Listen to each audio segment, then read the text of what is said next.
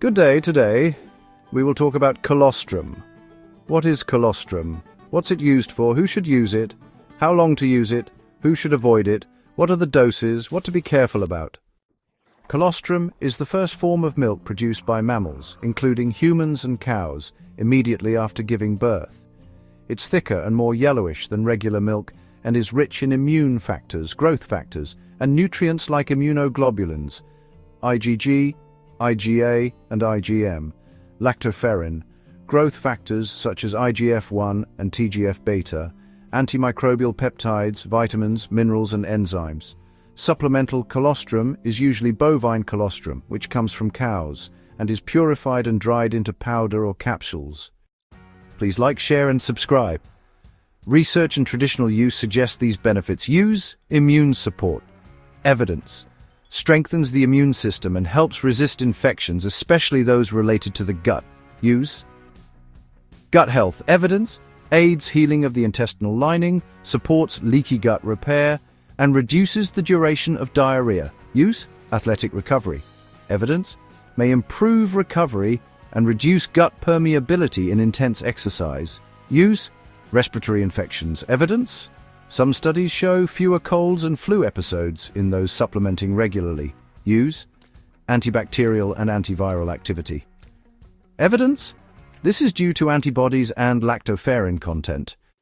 Colostrum might be useful for people with frequent infections or weakened immunity, those with digestive issues such as IBS, leaky gut, or diarrhea, athletes or individuals under heavy physical stress, people recovering from illness or antibiotics, and older adults with declining immune function.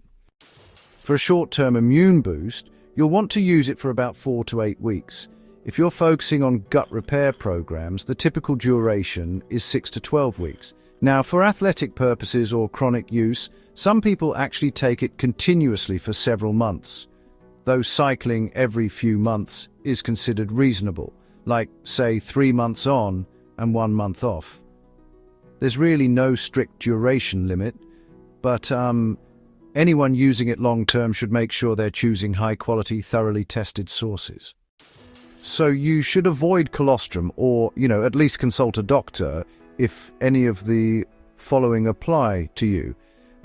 If you're allergic to milk or dairy proteins, since colostrum contains casein, lactose, and milk antibodies, it's definitely not recommended. If you have lactose intolerance, well, some people tolerate colostrum better than regular dairy, but it can still cause issues for some folks. If you're pregnant or breastfeeding, the safety data just isn't sufficient, so it's best to check with your healthcare provider. If you're immunosuppressed or taking immune-modulating drugs, it could interact with immune therapies, so extra caution is needed. And finally, if you have autoimmune conditions, you really should consult a physician first. The typical dose, well, it really depends on the form and concentration you're using.